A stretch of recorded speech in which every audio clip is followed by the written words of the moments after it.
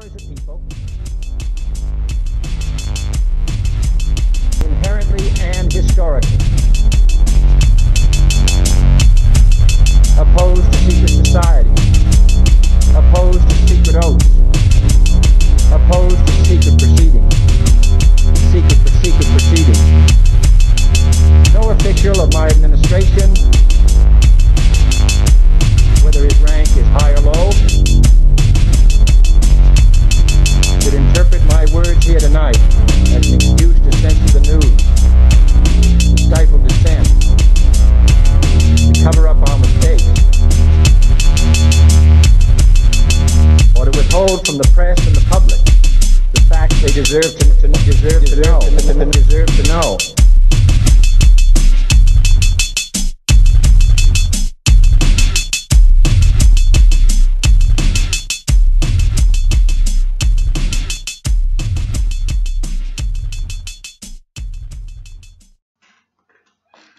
Welcome to Conspiracy Corner Podcast. This is Abe, your host.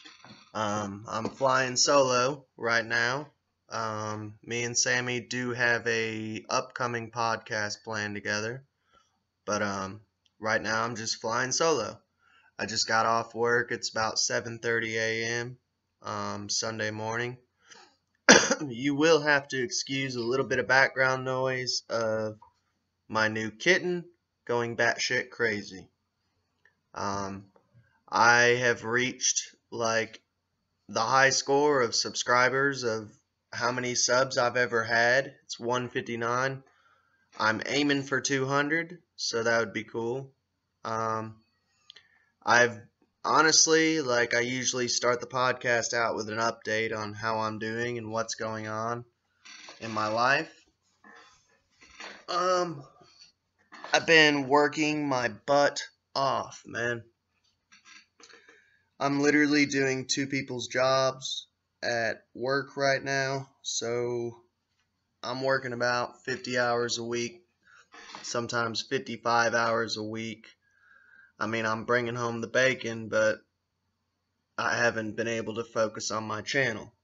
You know, it's nothing bad. It's good. You know, I work my fingers to the bone. You know, I believe that's what every good man should do. Let's see, as far as updates, what do I got planned for the channel and what do I got planned in general? Me and Sammy are both off today. I would like to make an Athame sometime soon, so that'll be another occult item episode. Basically, Athame is a ritualistic, wooden, symbolic sword for witchcraft. So I'll make a video on that. Me and Sammy plan on going to some new, kind of like a walking trail that they opened up in Danville. It's water related with ponds and stuff, so that'll be kind of cool. We might do a little field trip here soon and do that.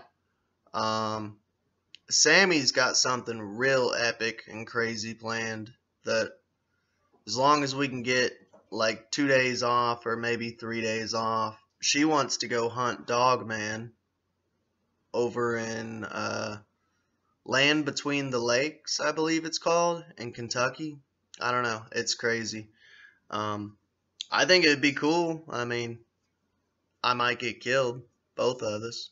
It's Dogman we're talking about, but we're gonna videotape it and stuff. I mean, it'll probably be Blair Witch type shit, you know. I don't know. It might be our last video, but I think it'd be fun. At least we died together.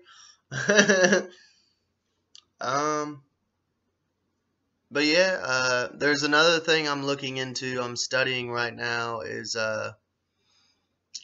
pagan prayer beads, kind of like rosary beads, but for witches and wizards and sorcerers and whatever term you prefer, you know.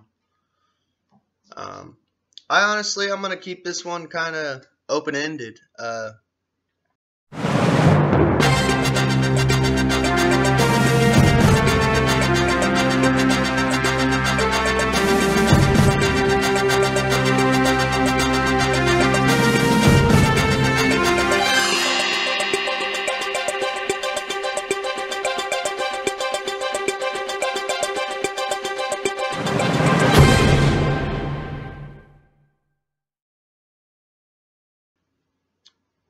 I'm gonna go through breaking news on what's going on and stuff.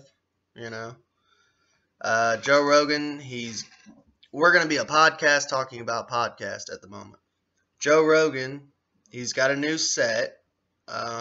He transferred over to Spotify. We're on Spotify now, but it's not looking too good.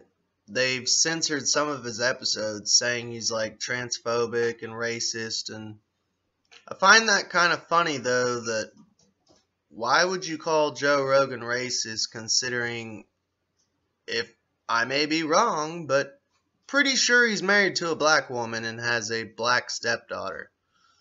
Yeah, that doesn't make sense. Transphobic? I don't know. But the episodes that they censored here cracked me up, because they censored Alex Jones' episode and the Eddie Bravo episodes. So, like, Alex Jones, I know for a fact, is not transphobic.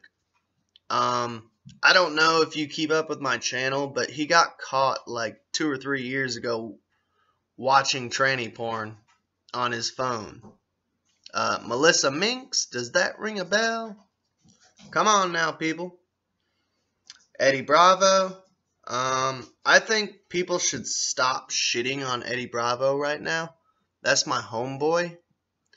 I'm not a flat earther myself, but I do not believe in NASA. I don't believe in that Nazi organization. I can tell you that straight up. But he has went through enough crap this year.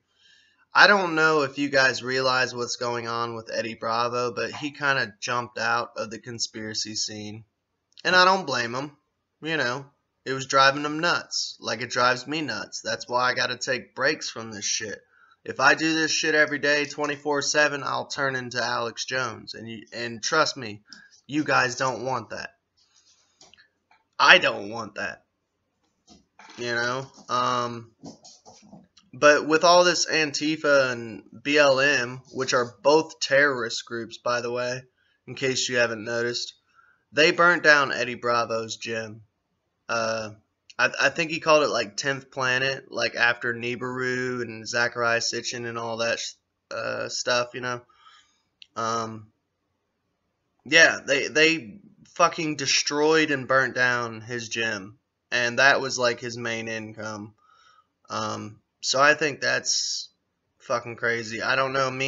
I need to talk to Sammy about it, but we might start like a GoFundMe, I guess. I don't know. I'm not tech savvy. Sammy is like the tech savvy one, but we're gonna try to. Hopefully, I can talk her into it. Starting like a donation thing for Eddie Bravo to get a new gym reopened. Hopefully, like, he can get to choose the area and stuff. We're gonna figure it out, but we'll let you know. Sammy's on vacation this week, so I don't know. We'll figure it out. But this is what I would like to do, is try to get some money so Eddie Bravo can open up his jiu-jitsu gym again. It just sucks, man. I fucking hate Antifa, and I fucking hate Black Lives Matter, man. Like, they destroyed this man's main income. Like, I don't know. It pisses me off, man. You do not fuck with the conspiracy community, and you don't fuck with the truth community. You know? But yeah, Spotify is starting to censor Joe Rogan. But I noticed that they only censored Alex Jones and Eddie Bravo. So they're only censoring conspiracy theorists. And they said it was because of transphobia and because of, you know, like racism. Yeah. We already went over that. I don't even have to say how stupid that claim is. I've already explained it to you. Joe Rogan fucks a black woman. Get over it. He's not racist, idiots. But yeah, I find it kind of funny though. It's only the big conspiracy theorists like Eddie Bravo and Alex Jones. Let's see. Netflix, yeah, they're going down. Here's something I gotta say about Netflix that I've noticed though. You got all these like right wing pro Trump. I'm Trump 2020. You know, and hey, I'm gonna vote this year. I'm gonna vote Trump, but I'm not gonna literally wear a MAGA hat, and I'm not gonna cut my hair, and I'm not gonna put it on the back of my pickup truck. I don't even have a pickup truck, but I'm gonna vote Trump. I'm just not yelling at the rooftops about it. But everyone was like, when Cuties came out, cancel Netflix, cancel Netflix. Apparently, there's a new film coming out about little boys cross-dressing. I can't remember the title off the top of my head because I've been busy with work. But yeah, there's a new film coming out, and it's on YouTube, and it's on Hulu. So all these people that kept saying cancel Netflix, they're putting literally Hulu just did the same shit. They just pulled the same shit. And YouTube. So like, what are you going to do? Cancel your YouTube accounts? Hey, that's cool. Cancel your YouTube accounts. So that way my channel blows up because all you motherfuckers cancel your channels. Oh, it doesn't matter. They're all run by the same people. You know, I went on this rant the other day and I deleted the video, but you guys are on this left-right bullshit. The Trump, Republican, Trump, left. You know, you guys forget about 9/11, that the Republicans fucking took down 2 of our towers with American citizens in there. Both sides are fucking evil. Get it through your thick skulls. Conservatives and liberals, get it through your thick skulls. They are dividing. United we stand, divided we fall. Come on now. Wake up. But anyways, the point I was making was I don't trust Spotify. We're on Spotify. I was thinking maybe we could switch over to that. They're the only ones paying us. YouTube ain't paying me a cent. And I've been working my ass off for YouTube for the past 3 years. Dude, I have literally over 300 videos on this channel. And I'm talking some of them go into like an hour, 2 hour long videos. I have to make them in parts. They're so fucking long. And YouTube will not pay me a cent. And Spotify from day one started paying me. And it's literally a cent. It's a penny, but it's something. It gives me a drive to keep going. But yeah, I just think it's funny, the whole cancel culture we got going on now. Let's see. All this is older news. As far as like the YouTube channel Abe Williams, I'm leaving it Abe Williams because it's literally just all of my shit, whatever I feel to record at the time. It's any type of media. The podcast will still be on there. Conspiracy Corner and Blue Pill podcast will still be on there. Like I said, don't get scared. My main focus is Conspiracy Corner podcast. But I'm gonna finish off this Jim Morrison poetry book. I just been putting it out because honestly, like, I like poetry.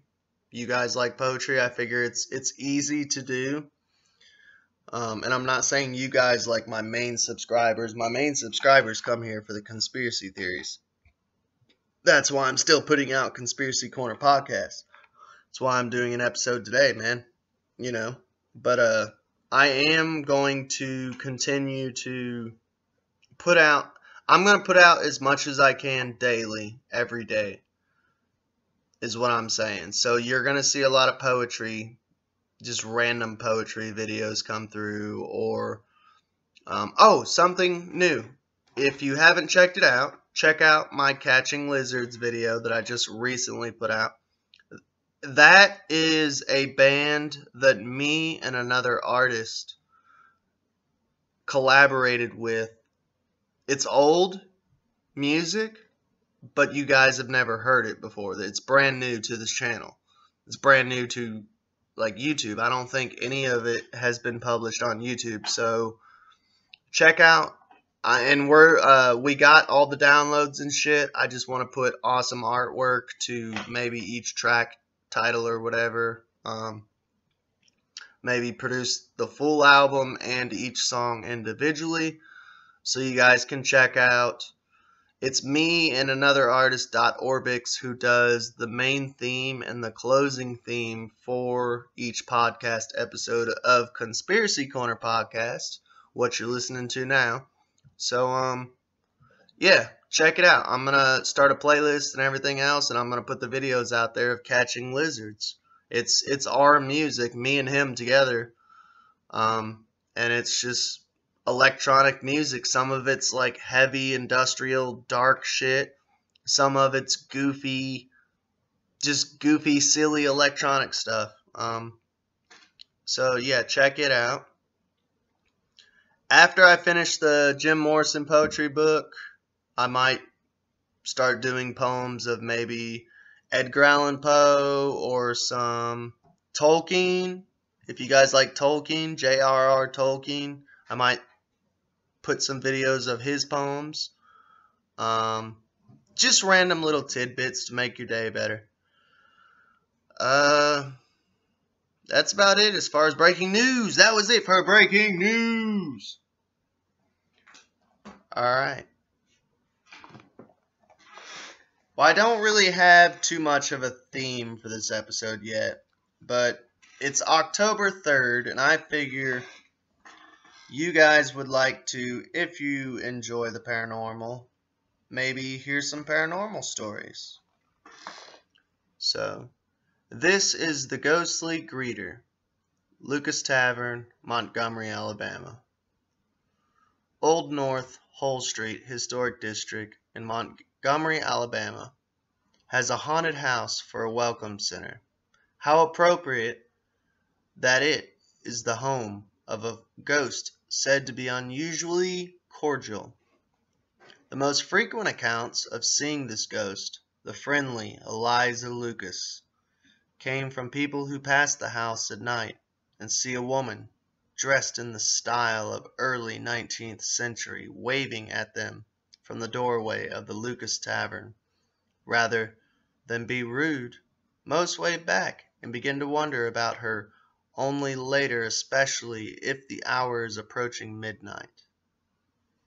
In the 1820s, Lucas Tavern offered travelers a comfortable place with clean beds, warm victuals, and a friendly hostess. Undoubtedly, one of the great moments of Eliza Lucas's life was when she opened the door to welcome the handsome, bewigged General Lafayette, French hero of the American Revolution, 1776. On his visit to Montgomery in 1825, there is no record of what Mrs. Lucas served for the dinner that night, but a menu of the tavern fare found later listed chicken pie, ham, 5 vegetables, pudding and sauce, sweet pies, preserved fruits, a dessert of strawberries and plums, and wine and brandy. All this cost the traveler 75 cents. Those who doubt that Eliza's spirit is still at the tavern may begin to believe it after hearing of one Saturday morning in the fall of 1985 when a man arrived unsolicited to meet Eliza. He encountered her just inside the front door of the tavern, describing her as of medium height, about 5 feet 3 inches tall, and with a warm, pleasant disposition. Strangely enough, the tavern cat, ordinarily very docile, refuses to go in or out of the front door of the tavern unless one of us goes with her, and even then appears uneasy, says director Mary Ann Neely. It is a well-known fact that the animals often sense the presence of a spirit even when people do not. The tavern restoration was completed in 1979, and on January 2nd, 1980, it became the Visitors Reception Center and home of the offices of the Historic District. Soon after we occupied it, Eliza began to make her presence felt, said Mrs. Neely. In the winter of 1980, there was a late afternoon meeting in the front of the fire in the tavern room.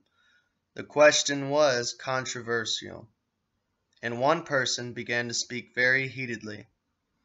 At that point, a great puff of smoke and ashes erupted from the fireplace, covering the dissident with a coat of chimney soot. All we could think of was that Eliza had not agreed with the speaker and had expressed herself forcefully. On another occasion, 2 staff members were sitting at a table having lunch and were discussing the historic district and its operation. With no warning, the door to the room began to just slide off its hinges. As they watched, it continued to slide and finally struck to the floor with a resounding thud. Again, Eliza had manifested her displeasure over something that had been said. Objects disappear, only to reappear in new locations. Ms. Neely concluded, Eliza rearranges, straightens, messes things up, or leaves them about in a quite unpredictable fashion. Nor can we be sure where she will reappear next. The hall restoration and its 19th century buildings bring the past to life, and is highly popular with visitors, some of whom are amateur photographers. Vince Ives was one of these. In the late summer of 1986, he coaxed a hostess into letting him stay to shoot some pictures after the restoration was closed for the day. When the last visitor had left, and the tour guides as well, Vince went out through the Lucas Tavern's back door and into the square with the 19th century buildings. Hey, kitty, chill out, dude. Sorry, I warned you at the beginning of the podcast. They were bathed in wonderful warm light of the late afternoon. He knew that it would not last long, and he moved quickly from one building to another, shooting. The third building was the 1890s schoolhouse, one of Vince's favorites. It was filled with all materials a student would have found in a classroom of the 1800s. Earlier he had noticed in interesting details the pot-bellied stove, the pine schoolmaster's desk, the kerosene lamp, the abacus, and the slates.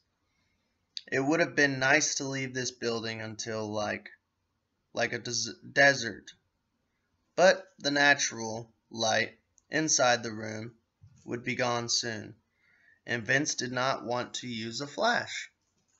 He started toward the schoolhouse, thinking he might want to place some school days objects on the windowsill for a still arrangement. It would be great to have a teacher or someone using a slate or abacus to photograph in there. But that was out of the question. Vince had a sense of awe as he thought about all the boys and girls who had sat at the desk long ago, students who had grown up and left their mark in the world, but who had now been dead for many more years than they had even been alive. Closing the door quietly behind him, Vince looked around the room to decide where he would begin. Then he started in surprise. All the guides must have gone, for there sat one in the 19th century costume. She could be a picture subject for him, perhaps pose as the teacher. She was near the window and seemed absorbed in a book with a blue cover. Why had she stayed on after all the others left, wearing that old-fashioned dress? With the light coming in from the window beside her, she would make a great picture. Vince started to ask her permission, but then thought how ridiculous that was because one of the guides minded having their pictures taken. Besides, hey, we do not destroy artwork, kitty kitty. Thank you very much. I would like to sign that. Hey! Alright. Hey, I warned y'all. Sorry. Let's see. It is a podcast, by the way. I think some people, man. Okay. It is a podcast, and we are providing you guys with free entertainment. And when you click on this, it is literally in bold letters, Conspiracy Corner Podcast. And I don't think people truly understand what podcasts are. They're planned, but I'm going to be straight up with you. They're halfway planned. Because they want to keep that natural conversation flowing. I'm conversating with you. Just me and you. People say, well, how's it a podcast with one person? Bill Burr has a podcast, and it's just him ranting and talking to the audience. Actually, it's more intimate. We're talking to you guys, man. It's not an audiobook, so if my wife can't read good, and sometimes she messes up and I get hate comments in the comment section that she can't read good, I'm the burnout. I'm the Ozzy Osbourne. So make fun of me. I don't care, and it doesn't matter. Because you shouldn't be sending hateful comments in general, because this is a free podcast. Free entertainment. Sorry. I receive some hateful comments sometimes, and it's like, dude, I'm putting my time and effort out, and I'm not making a dime off this. You know? Alright. Vince started to ask her permission, but then thought how ridiculous that was because none of the guides minded having their pictures taken. Besides, she might change position, and she was perfect just the way she was. Very quietly and unobtrusively, he began to shoot, moving a little to this side or that, adjusting the lens, bracketing. Unfortunately, the tripod he was carrying struck the leg of a desk with a sharp crack, and the sound seemed to startle her. Hurriedly, she got up to leave. Wait, don't go, please. I wonder if I could shoot a picture or two of you, at the schoolmaster's desk. It won't take long. She did not reply, which seemed rude. And instead of going towards the desk to sit down, she stopped under the picture of George Washington. Oh no, thought Vince. He might be able to get her to pose there under the portrait, but it was too high to show over her head. The picture of her sitting at the desk absorbed in the book would have looked much more natural, as it really might have come from out of the past. Pardon me, ma'am. I'm Vince. ... Then his heart began to pound, and his lips refused to form the words he was about to say, as he stood there in the middle of the schoolroom, ready to coax his subject into sitting over at the desk. She reached the picture of Washington. For the first time she appeared to acknowledge Vince's presence, and she turned to wave at him slowly and deliberately. The eyes in the face never really seemed to react to him as a person, although they appeared to stare directly at his face. It was a hot August day in Montgomery, but as Vincent looked back to her, he was chilled to the bone. Then, to his great astonishment, she simply floated right through the wall beneath George Washington's portrait. As effortlessly as she were passing through an open door. Ma'am, ma'am, he tried to call out, to summon her back. But words failed him, and beginning to tremble all over, he sat down in the front row of desk. He stared at the area under the portrait. Then he rose and, walking over to the portrait, ran his fingers over the wall beneath it. as if to search for some sort of sign for a secret door or secret panel that would press inward. He couldn't accept the fact that the girl had simply disappeared. It was almost dark outside, and when he finally decided to leave, a little dizzy of course, his knees still knocking and weak, Vince walked over to the desk where she had been sitting. On it was an abacus that looked as if it had been used for arithmetic. The blue book that she had been holding was McGuffrey Reader, written in the mid-1800s for children. Later, Vince asked Mrs. Neely if Eliza had ever seen in other places besides the front of the tavern. Her spirit, you mean? Oh my goodness, yes. She is a lively one, if you'll pardon the pun. She's been seen in many different buildings here at the Restoration. Most often seen in many different buildings. I doubt if she was ever able to make a formal education in her time, coming from a humble background, but if there was ever anyone who would have wanted to better herself, it was Eliza Lucas. She was ambitious and a hard worker. We all feel Eliza's presence, and even while I talk about her now, I think she's trying to tell me how I should present her story, said Ms. Neely. The question is, why does Eliza's spirit continue to visit the tavern? My idea is that Eliza, having lived and operated the tavern for more than 20 years, found her most fulfilling moments in this building. It was here that she reared her family and was recognized far and wide as a hostess. We are very fond of Eliza, and I believe she is one of us. I'll bet she's around here somewhere right now. Wouldn't it be something if you could get a picture of her?